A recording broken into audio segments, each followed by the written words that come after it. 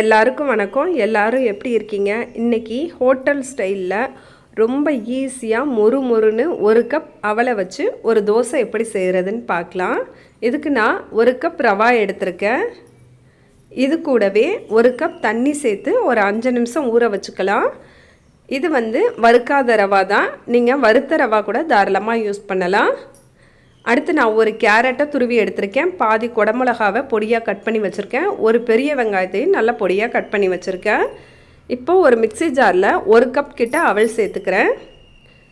கூடவே ஒரு கப் கிட்ட அரிசி மாவு சேர்த்துக்கிறேன். உங்ககிட்ட அதாவது இடியப்ப மாவு இல்லைன்னா நீங்கள் தாராளமாக 2 கப்பாக அவல் சேர்த்துங்க. இப்போ இதுக்கு தேவையான அளவு உப்பு சேர்த்துக்கிறேன். கூடவே 1 ஸ்பூன் கிட்ட ஜீரகம், 1 ஸ்பூன் கிட்ட கருப்பு மிளகு, அது கூடவே ஒரு கைப்பிடி அளவுக்கு கருவேப்பிலை, ஒரு பிஞ்ச் அளவுக்கு பெருங்காயத்தூள், கூடவே புளிப்பு சுவைக்காக ஒரு கப் தயிர், இது கூடவே ஒரு கப் கிட்ட தண்ணி சேர்த்து நல்லா அரைச்சி எடுத்துக்கலாம். உங்களுக்கு தயிர் வேணான்னு நினச்சிங்கன்னா அதை விட்டுறலாம். தயிர் இல்லாமல் அரைச்சாலும் நல்லா தான் இருக்கும். இப்போ இது எல்லாத்தையும் சேர்த்து அரைச்சாச்சு.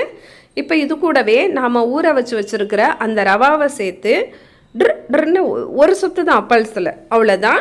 எல்லாம் ஒன்றா மிக்ஸ் ஆகிறதுக்காக தான். இப்போ எல்லாத்தையும் ஒரு பாத்திரத்தை ஊற்றிட்டு எக்ஸ்ட்ரா கொஞ்சம் தண்ணி சேர்த்து கலந்து விட்டுக்கலாம். இப்போ இந்த தண்ணியோட அளவு பார்த்திங்கன்னா கரெக்டாக 1 லிட்ரு. இப்போ இது கூடவே நம்ம துருவி வச்சுருக்கிற அந்த கேரட் துருவல், குடமிளகாய் எல்லாத்தையும் சேர்த்துக்கலாம். நீங்கள் மிளகெல்லாம் முழுசாக போடுறதுனாலும் போடலாம். நான் மிளகையே முழுசாக போடலைன்னா பசங்க தனியாக அதை மட்டும் பொறுக்கி வச்சுருவாங்க. இப்போ நம்ம மாவோடு சேர்த்து அரைச்சிட்டோன்னா அவங்க தேடி எடுக்க முடியாதுல்ல, அதுக்காக தான். இப்போ இதில் நான் கொஞ்சமாக தான் வெங்காயத்தை சேர்த்து கலந்துருக்கேன். மீதி வெங்காயம் இருக்கட்டும். இப்போது ஸ்டவ் ஆன் பண்ணிவிட்டு கல்லை நல்லா சூடு பண்ணிக்கலாம். ரொம்ப ஹையாக சூடு பண்ணிங்கன்னா தோசை தீஞ்சிரும். ரொம்ப சிம்மில் இருந்தால் மாவாக இருக்கிற மாதிரி இருக்கும். இப்போ இதில் ஒரு துணியை வச்சு நல்லா இந்த மாதிரி தேய்ச்சி விட்டுறலாம். தேய்ச்சி விட்டுட்டு இப்போ ஒரு கரண்டி மாவை எடுத்து நல்லா ஓரத்துலேருந்து சுற்றி நடுவுக்கு கொண்டு வாங்க. இந்த தோசைகள் கொஞ்சம் குழியாக இருக்கிறதுனால எல்லாம் நடுவுக்கே போகுது. ஃப்ளாட்டாக இருந்துச்சுன்னா ரொம்ப நல்லாயிருக்கும். இப்போ இது மேலே ஆயிலு இல்லைன்னா நெய் எது வேணால் சேர்த்துக்கலாம். நான் நல்லெண்ணெய் சேர்த்துக்கிறேன். எப்போவுமே நான் தோசைக்கு நல்லெண்ணெய் தான் சேர்த்துப்பேன். இப்போ ஒரு 5 நிமிஷம் மூடி போட்டுடலாம். இங்கே பாருங்கள், நல்லா வெந்துருச்சு. ஒட்டவே இல்லை தோசைக்கல்ல. ரொம்ப கிறிஸ்பியாக நல்லா மொறுன்னு வந்திருக்கு. எந்த அளவுக்கு சூப்பராக இருக்குன்னு பாருங்கள். இதை நீங்கள் ஆஃபீஸ் போகிறவங்களா இருந்தீங்கன்னா லீவ் டைமில் செஞ்சு கொடுங்க. அப்புறம் பசங்க இதை தொடர்ந்து செஞ்சு கொடுத்துக்கிட்டே இருக்க சொல்லுவாங்க. உங்களுக்கு டைம் ஆகிடும்.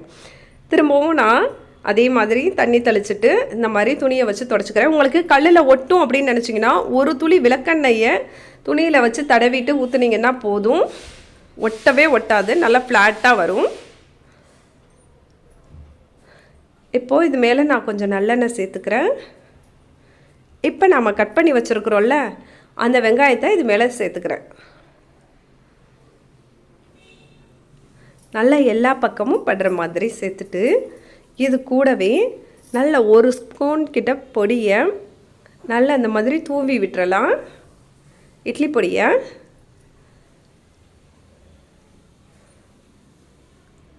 இப்போ மூடி போட்டு வேக வச்சிடலாம்.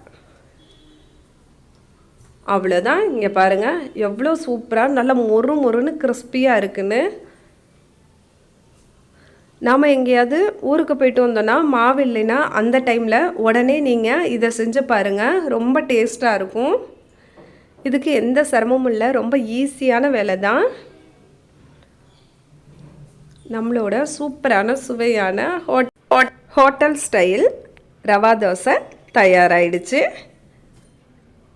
அவ்வளோதான். எப்பவும் ஒரே மாதிரி செஞ்சு கொடுக்காம கொஞ்சம் வித்தியாசமாக செஞ்சு கொடுத்தோன்னா பசங்க விரும்பி சாப்பிடுவாங்க. எப்போவுமே ஆசையாக சமைச்சோன்னா பசங்க ரொம்ப விரும்பி சாப்பிடுவாங்க. இந்த வீடியோ உங்களுக்கு பிடிச்சிருந்துச்சுன்னா ப்ளீஸ் லைக் பண்ணுங்கள், ஷேர் பண்ணுங்கள். இதை செஞ்சு பார்த்துட்டு கமெண்ட்டில் எப்படி இருக்குன்னு சொல்லுங்கள்.